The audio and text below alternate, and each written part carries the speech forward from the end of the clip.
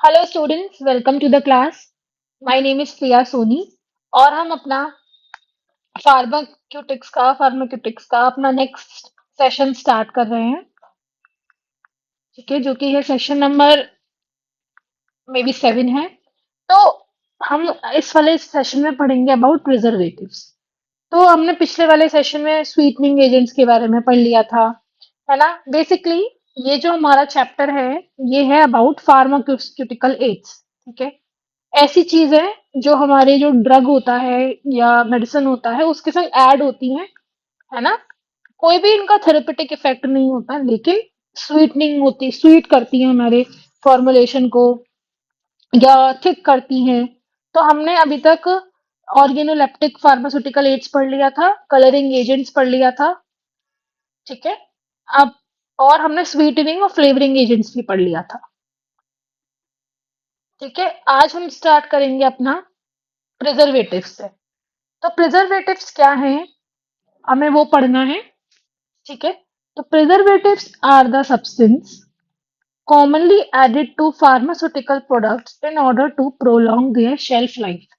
क्या मतलब है कि प्रिजर्वेटिव्स को हम ऐड करते हैं अपने ड्रग में, है ना, या अपने जो फार्मास्यूटिकल प्रोडक्ट है कोई भी हो सकता है, उसमें ऐड करते हैं जिससे उसकी शेल्फ लाइफ बढ़ जाए, मतलब वो खराब ना हो। जैसे आपने एक बेसिक एग्जांपल देखा होगा कि जैसे जो मैंगो होता है ना, जो आम होता है, वो कितनी जल्दी खराब हो जाता है ना। आप उसको रखोगे 2-3 दिन में खराब हो जाएगा, लेकिन जो आम पापड़ होता है, जो बनाते हैं, तो आम पापड़ नहीं खराब होता। क्योंकि हम उसमें शुगर ऐड करते हैं, उसको सन में ड्राई करते हैं।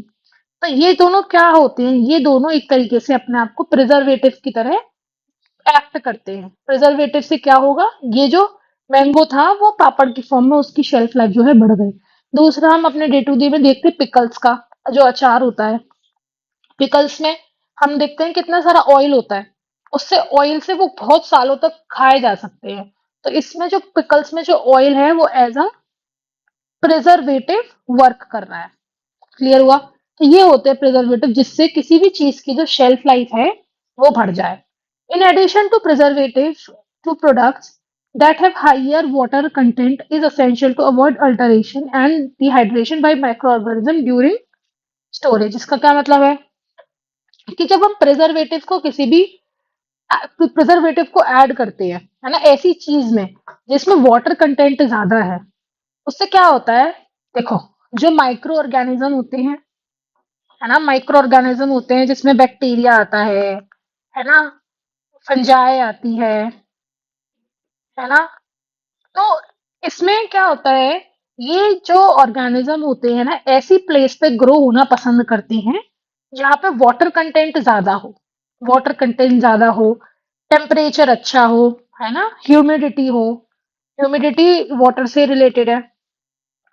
तो बैक्टीरिया कहाँ ग्रो करेगा, जहाँ उसको प्रॉपर टेम्परेचर और वहां पे उसको प्रॉपर वाटर मिलेगा, है ना, और फीडिंग के लिए कार्बन सोर्स मिलेगा। तो जिस प्रोडक्ट में वाटर ज्यादा होता है उसका ज्यादा चांस है जल्दी खराब होने का। तो इस वजह से हमें प्रिजर्वेटिव्स ऐड करने पड़ते हैं कि हमारा कोई जो प्रोडक्ट है वो खराब ना हो, माइक्रो ऑर्गेनिज्म की वजह से स्टोरेज के टाइम पे। ठीक है, क्लियर हो गया। Then, preservatives are added in pharmaceutical preparation to inhibit growth of bacteria, yeast and mold।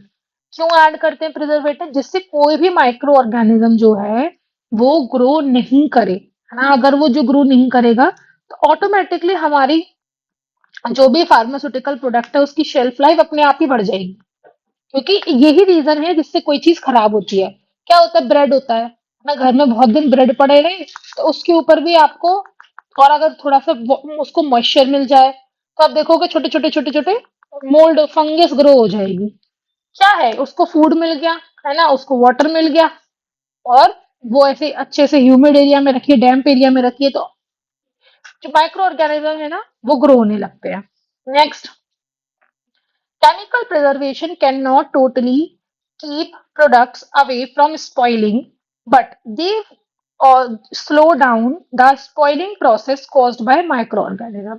जो ऐसा है, जो हम केमिकल प्रिजर्वेटिव्स ऐड करते हैं वो ऐसा नहीं है कि वो उसको हमेशा के लिए ही प्रोडक्ट को बचा के रखेंगे स्पॉइलेज से, खराब होने से, है ना? ऐसा नहीं होता।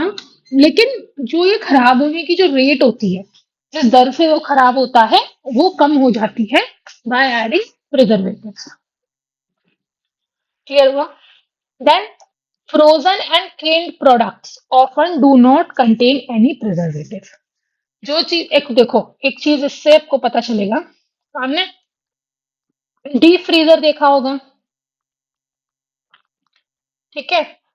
तो अगर हम कोई चीज डीप फ्रीजर में स्टोर करते हैं, जैसे मानो हमने कुछ डीप फ्रीजर में स्टोर किया, है ना? तो बहुत माइनस में टेम्परेचर है, तो क्या होगा अगर उसमें कोई माइक्रो ऑर्गेनिज्म प्रेजेंट भी है, तो उसकी जितनी भी मेटाबॉलिक एक्टिविटी है वो फ्रीज हो जाएगी, है ना? वो रुक जाएगी, वो फ्रीज हो जाएगी, वो काम ही नहीं कर पाएगा।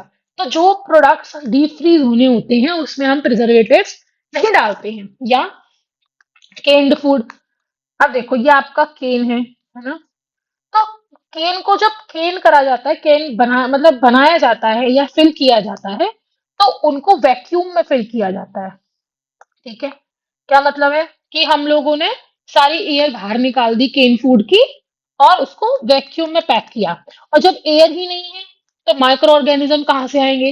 माइक्रो ऑर्गेनिज्म सरवाइव कैसे करेंगे? ठीक है?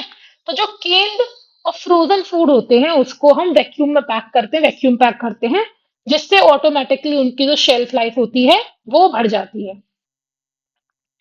इतना क्लियर होगा प्रिजर्वेटिव्स के बारे में? समझ में आया होगा अच्छे से? कोई भी इसमें डाउट की बात नहीं है। देन अब टाइप्स ऑफ प्रिजर्वेटिव्स पढ़ लेते हैं, है ना? टाइप्स क्या है प्रिजर्वेटिव के? प्रिजर्वेटिव्स के टाइप को अच्छे से बनाते हैं, यहाँ बना लेते हैं। टाइप्स ऑफ प्रिजर्वेटिव्स दो टाइप के होते हैं, नेचुरल और सिंथेटिक। क्या मतलब है दोनों का ये देख लेते हैं। ने, नेचुरल प्रिजर्वेटिव वो हैं जो हमें नेचुरली मिलते हैं, और सिंथेटिक जो है जो केमिकली बनाए जाते हैं। जैसे ज्यादा अमाउंट की शुगर, ज्यादा अमाउंट का ऑयल, ये एज अ प्रिजर्वेटिव भी काम करते हैं, ठीक है? और हम उनके एग्जाम्पल्स भी पढ़ेंगे अभी, ठीक है? तो प्रिजर्वेटिव्स इन नेचुरल और सिंथेटिक दो तरीके के हो सकते हैं। Chemical that is added to the pharmaceutical product to prevent decomposition by microbial growth और अनडिजायर्ड केमिकल चेंज। क्यों ऐड किया जाता है प्रिजर्वेशन को, प्रिजर्वेटिव्स को? कि कोई भी माइक्रोबियल जो ग्रोथ है वो रुक जाए, और कोई भी अलग सा केमिकल चेंज हो रहा है, कोई भी अनडिजायरेबल केमिकल चेंज हो रहा है हमारे प्रोडक्ट में, वो ना हो, इसलिए हम प्रिजर्वेटिव ऐड करते हैं। तो एक आइडियल प्रिजर्वेटिव क्या होता है, एक अच्छा प्रिजर्वेटिव क्या होता है? It should be non irritate, non toxic और फिजियोकेमिकली स्टेबल। ठीक है? स्टेबल होना चाहिए, ऐसा नहीं है कि हमने अपने प्रोडक्ट में डाला वो वहीं पे खराब हो गया। नॉन टॉक्सिक होना चाहिए, हमारे ऊपर उसका कोई नेगेटिव प्रभाव नहीं होना चाहिए, और नॉन इरिटेटेड होना चाहिए कि कोई भी वो इरिटेशन क्रिएट ना करे। It should be it should be compatible with other ingredients used in formulation. जैसे आपकी मेडिसिन में कोई और ड्रग है, होगा ही ड्रग, तो उस ऐसा ना हो कि अगर हमने प्रिजर्वेटिव डाल दिए तो वो ड्रग से रिएक्शन करके कुछ और ही बना ले। तो जो ड्रग हमने दे रहे हैं बीमारी ठीक करने के लिए, उसका कोई थेरेपेटिक इफेक्ट रहेगा ही नहीं, वो काम ही नहीं करेगी। तो जो आइडियल प्रिजर्वेटिव होता है उसको कंपैटिबल होना चाहिए उस इंग्रेडिएंट के साथ जो हम यूज कर रहे हैं अपने ड्रग ड्रग में या फिर अपने फॉर्मुलेशन में।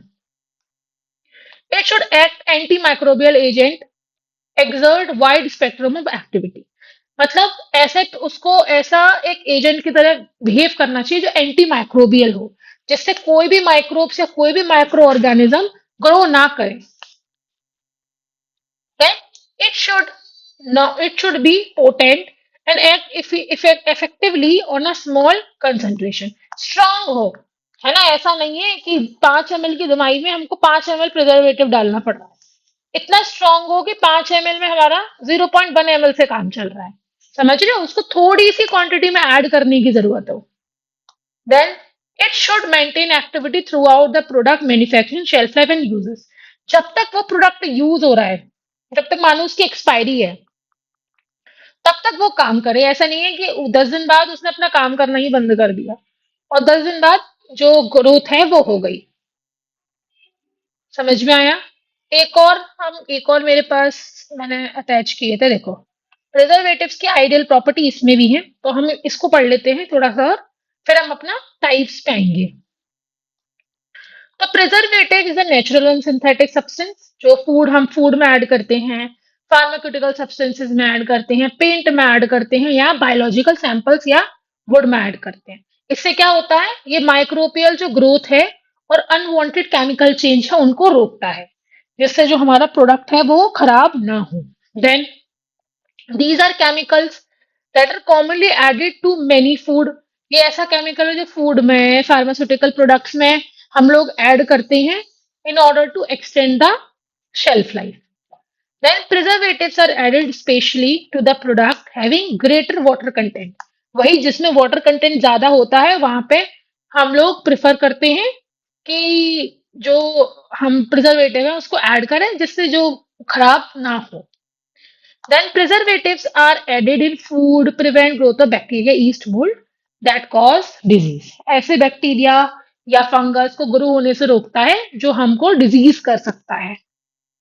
देन आइडियल जो प्रॉपर्टी होती है प्रिजर्वेटिव्स की, non irritated, non toxic, having physical and chemical stability, be compatible with other ingredients added in formulation, and antimicrobial agent and exert wide range of activity।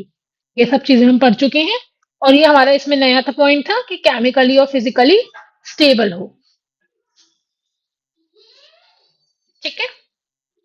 Then classification on the basis of action. जो हमारा preservative है वो different type का है ना, on the basis of उसका action mechanism की वो किस तरीके से वर्क करता है।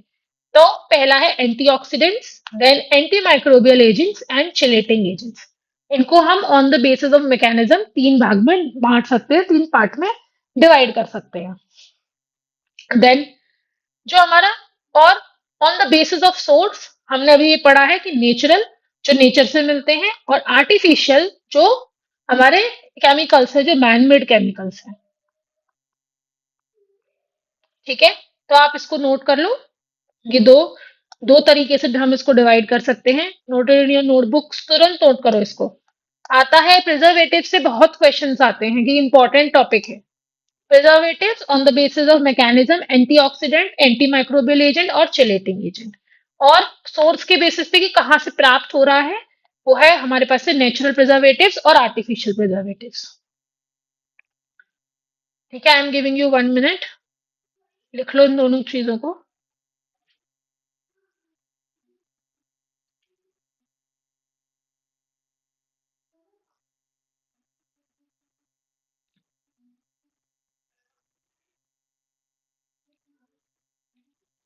ठीक है, अब हम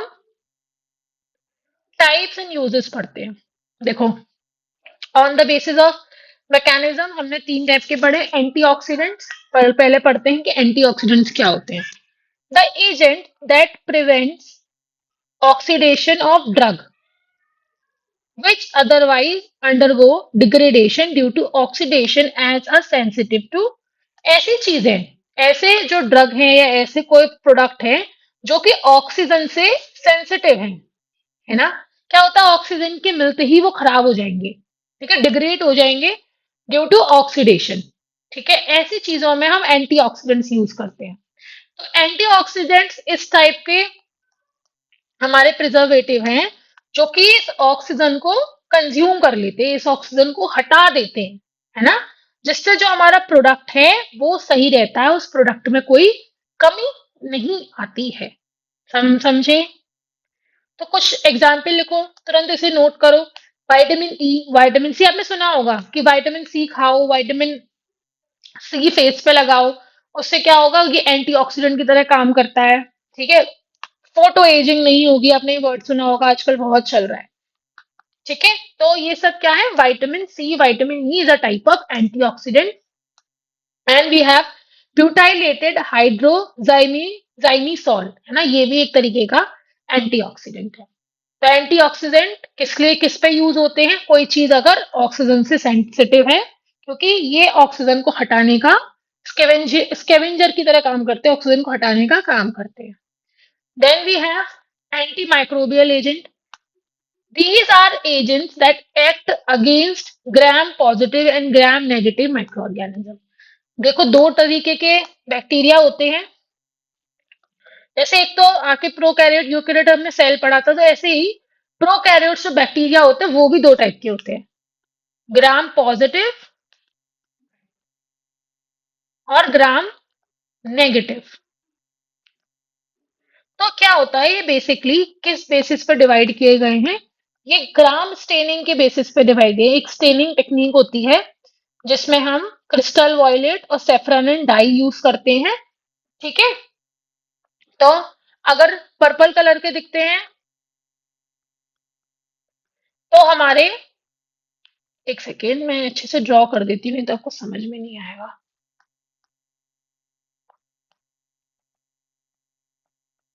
ग्राम स्टेनिंग के बेसिस पे दो टाइप के बैक्टीरिया हैं, पॉजिटिव एंड नेगेटिव।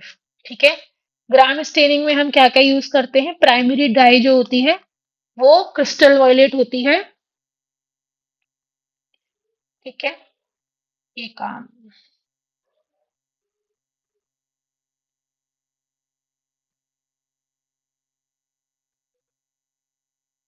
पहली जो डाई होती है वो क्रिस्टल वॉयलेट होती है, और जो दूसरी डाई होती है वो सैफरनिन होती है।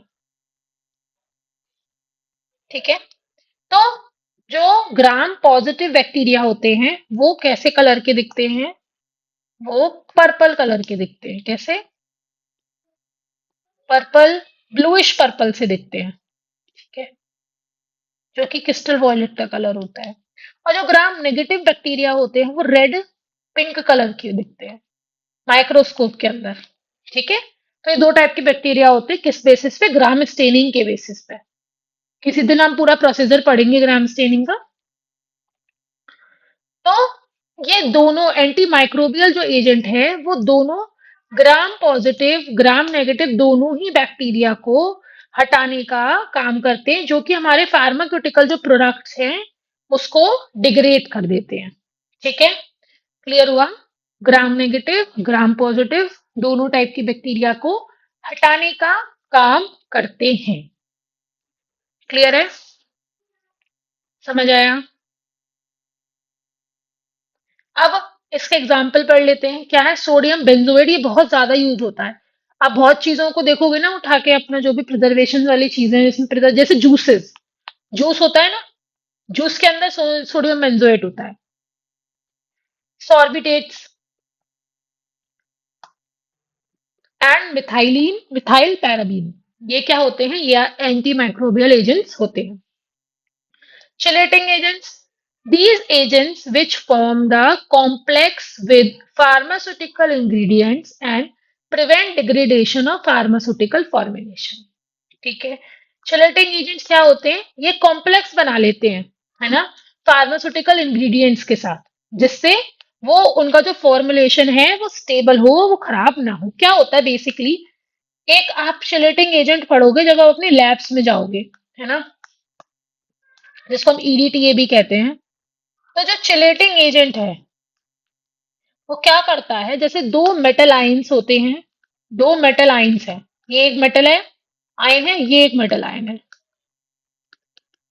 ना, इनको आपस में बाइंड करता है ना, इनके संग मिलके एक, ये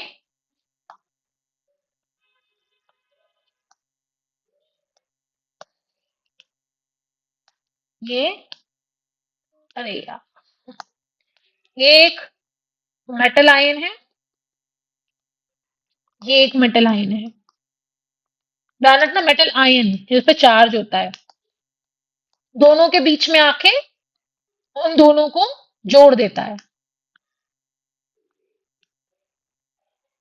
क्या करता है? दोनों को जोड़ देता है।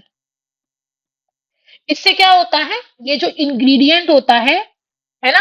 वो खराब नहीं होता। उसका जो डिग्रेडेशन है, उसका जो टूटना है, वो रुक जाता है। तो देखो ईडीटीए ये लिखा है जो मैंने आपको बताया था, ये एक बहुत फेमस चिलेटिंग एजेंट है। इसकी फुल फॉर्म क्या है? इसकी फुल फॉर्म है di sodium ethylene diamide tetra acidic acid. ठीक है? क्लियर है? आपका ये होमवर्क है। आप दो दो और नेम्स पता लगाओगे चिलेटिंग एजेंट की, कि ये जो ईडीटीए है उसके अलावा दो और चिलेटिंग एजेंट के नेम्स। ठीक है? अब सोर्स के बेसिस पे जो हमारे दो टाइप के प्रिजर्वेटिव है, नेचुरल प्रिजर्वेटिव्स। ऐसे प्रिजर्वेटिव्स जो ऑब्टेन होते हैं नेचुरल सोर्स से, प्लांट से मिलेंगे या मिनरल सोर्सेज से मिलेंगे या एनिमल से मिलेंगे, जो कि एंटी माइक्रोबियल एजेंट की तरह काम करते हैं, जो हमारे बैक्टीरियाज या कोई भी ऑर्गेनिज्म है उसकी ग्रोथ को रोकते हैं। क्लियर? जैसे आपने देखा होगा नीम ऑयल है, प्लांट्स के ऊपर भी हम नीम ऑयल का स्प्रे करते हैं, जिससे कोई भी पेस्टिसाइड और कोई भी जैसे कीड़े मकोड़े हैं, कोई भी फंगस है, उसकी ग्रोथ रुक जाए। देन सोडियम क्लोराइड, नमक। ज्यादा क्वांटिटी में अगर किसी में नमक होगा ना, तो ऑटोमेटिकली क्या होगा कि जो ऑर्गेनिज्म है वो ग्रो नहीं करेंगे। तो हम सोडियम क्लोराइड को भी यूज करते हैं, हम लेमन को भी यूज करते हैं, हनी को भी यूज करते हैं। ठीक है? हम नॉर्मल ऑयल को पिकल्स में डालते हैं ना, फिर भी वो नहीं, फंगस लगती है उस पे बहुत दिनों तक, क्योंकि ज्यादा ऑयल भी बैक्टीरिया की ग्रोथ को रोकता है। क्लियर है?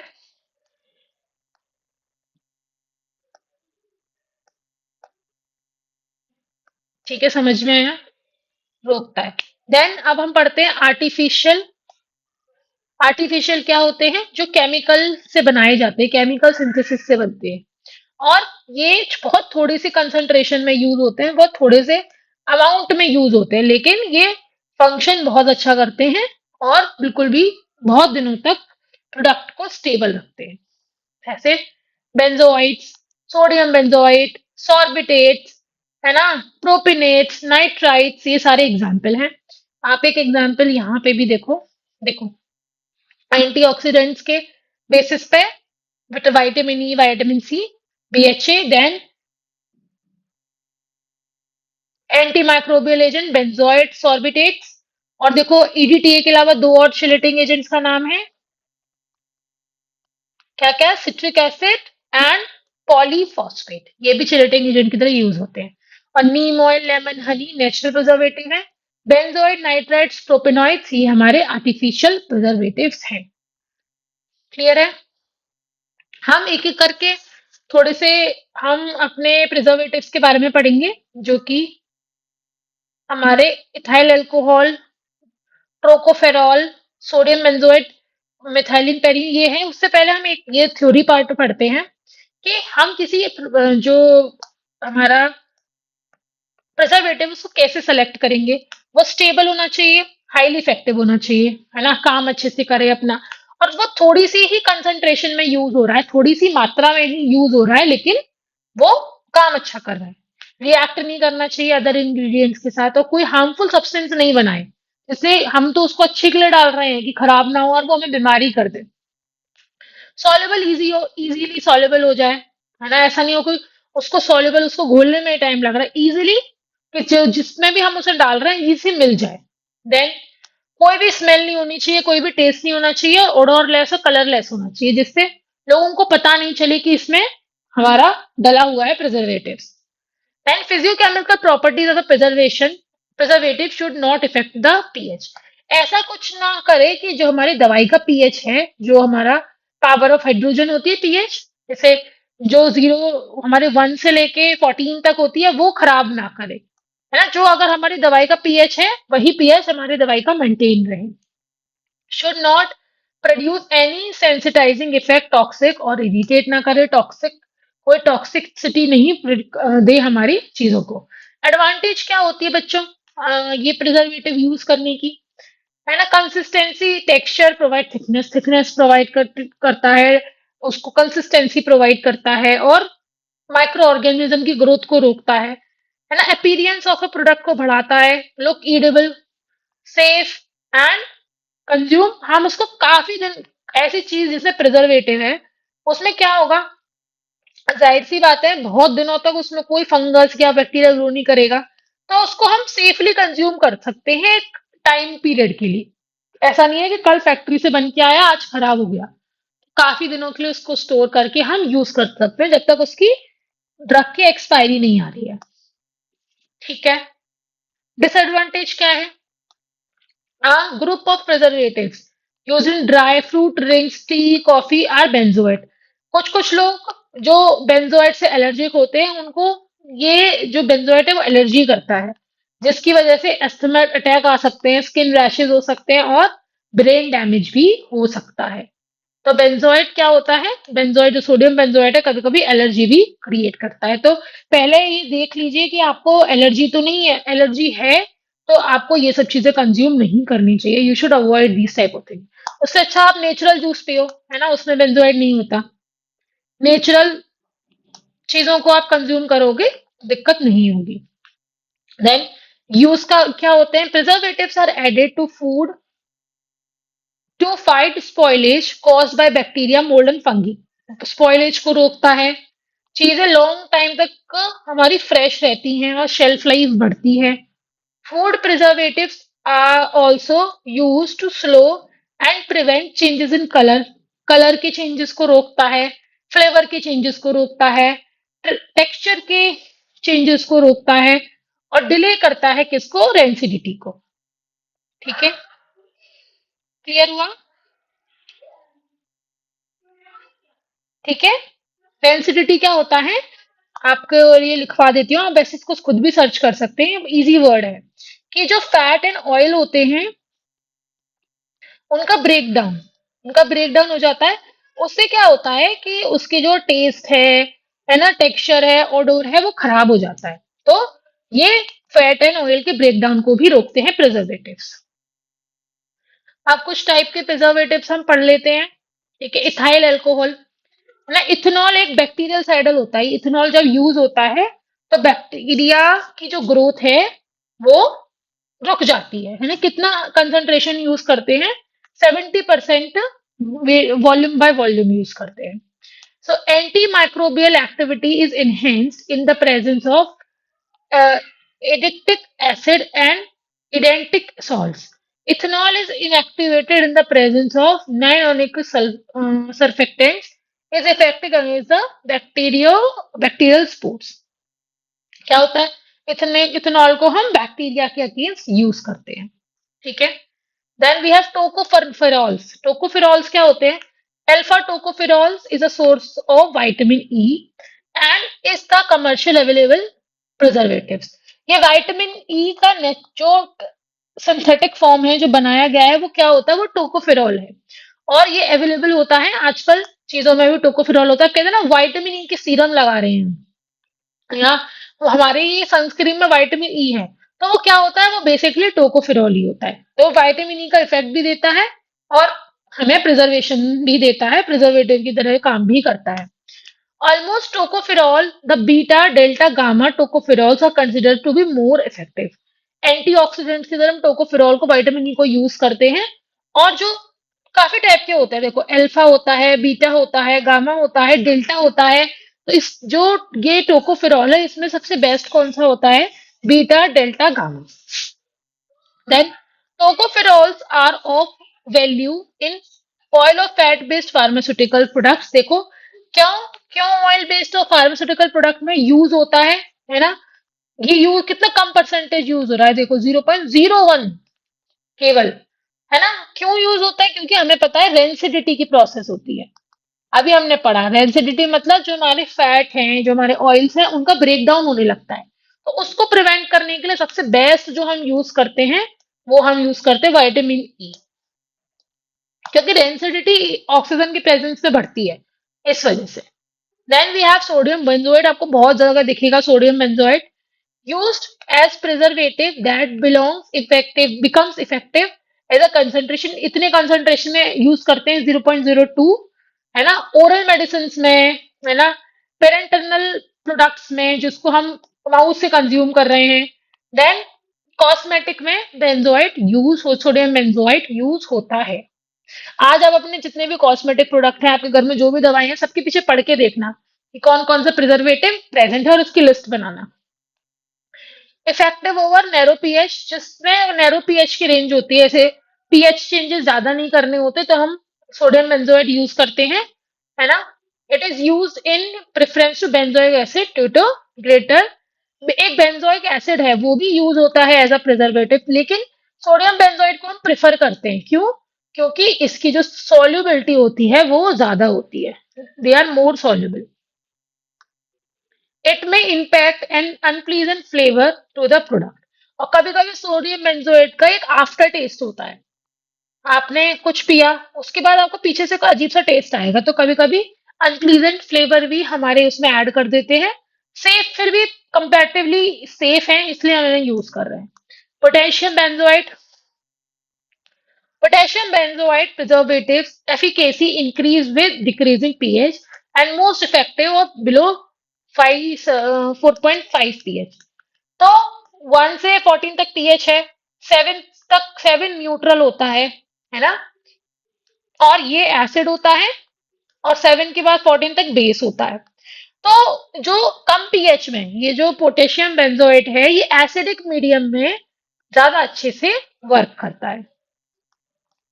However, very low pH dissociates benzoic acid may produce taste in a product। क्या होता है कि कभी कभी लो पीएच में हम जब बेंजोइक एसिड को यूज करते हैं तो कभी कभी कुछ आफ्टर टेस्ट आता है। It is use as an alternative to sodium benzoate, sodium benzoate की जगह हम पोटेशियम बेंजोएट को भी यूज करते हैं in application where low sodium content is desirable. जहां पे हमें सोडियम कंटेंट नहीं चाहिए होता, हमें सोडियम नहीं चाहिए होता, वहां पे हम पोटेशियम बेंजोएट यूज करते हैं। कभी हो सकता है सोडियम से कोई रिएक्शन हो जाए, तो उस रिएक्शन को अवॉइड करने के लिए we use potassium benzoate. Then we have methylene paraben. क्या होता है? Methylene paraben is used almost all type of pharmaceutical formulation में मिथाइल मिथाइल पैराबीन यूज होता है ना। It may be use either alone in a combination of other parabens, अकेले भी use होता है और दूसरे पैराबीन्स के साथ मिलके भी यूज होता है, और ये एक एंटी माइक्रोबियल एजेंट की तरह वर्क करता है। Methyl paraben is most affected against east, mould, mould और ईस्ट के अगेंस्ट ये जो मिथाइल पैराबीन है वो एक्ट करता है। Over a wide range of pH have a broad spectrum of antimicrobial activity। Then we have propyl paraben, है ना, is an benzoid ester of 4 hydroxy benzoic acid का एक एस्टर है, ठीक है। Then typically used in many water based cosmetic, water based sunscreen उनमें use होता है, बाथ प्रोडक्ट, शैम्पू, लोशन, क्या प्रोपाइल पैराबीन, और फूड एडिटिव की तरह भी यूज होता है, और एंटी फंगल एजेंट होता है, एंटी माइक्रोबियल एजेंट होता है, माइक्रोब्स की ग्रोथ को रोकता है, स्पेशली फंगस की ग्रोथ को। ठीक है, क्लियर है स्टूडेंट्स? जैसे कल हमने जो अपने फार्मास्यूटिकल एड्स पढ़े थे उसमें आप ये और पढ़ सकते हैं। Pharmaceutical ads commonly use in a solid form में, सॉलिड जो दवाइयों के संग यूज होते हैं वो है सॉलिड फॉर्म में, डाइल्यूटेंट्स डाइल्यूट करने के लिए, डेक्सट्रोज एंड लैक्टोज, बाइंडर्स के तौर पे जिलेटिन, लुब्रिकेंट्स के तौर पे टेल, स्टार्च पेस्ट। तो एक आपको पता होना चाहिए कि क्या कैसे होता है ना। कोटिंग मटेरियल, किसी चीज को कोट करने के लिए एचपीएमसी यूज करते हैं, कलरिंग के लिए डीएनसी डाई यूज करते हैं, फ्लेवर के लिए स्प्रे स्प्रे एक minute spray dried and other flavour use करते हैं, कॉर्न स्टार्च यूज करते हैं, किसके लिए?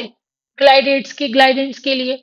और लिक्विड डोजेस फॉर्म में हम सॉल्वेंट वाटर इथेनॉल यूज करते हैं, chelating agent citric acid, tartaric acid use करते हैं, anti foaming agent paraffin oil oil use करते हैं। तो ये सब चीजें हम यूज करते हैं। और सेमी सॉलिड फॉर्म में हम प्रिजर्वेटिव बेंजोइल ऑक्साइड, सॉल्युबलाइज करने के लिए लाइओनिन एंड कोलेस्ट्रॉल, जेलिंग एजेंट के लिए पिम्यूलन एंड सेल्यूलोस, एंड हम बेस के तौर पे ग्लिसिन ग्लाइसिन और कोकोनट ऑयल को भी यूज करते हैं। तो ये एक बार आप ये लर्न कर लेना, अगर एग्जाम में क्वेश्चंस आते हैं तो आपको पता होना चाहिए कि क्या किस तरीके से यूज होता है। तो स्टूडेंट्स आज के लिए हम इतना ही पढ़ेंगे, हमारा प्रिजर्वेटिव्स जो है वो खत्म हो गया। And we will meet in the next class. अपना नेक्स्ट टॉपिक स्टार्ट करेंगे हम, हमारे जो फार्मास्यूटिक का मे बी चैप्टर नंबर 4 है, वो हम स्टार्ट करने वाले हैं नेक्स्ट क्लास में। So bye bye, take care of your self, we will meet in the next session.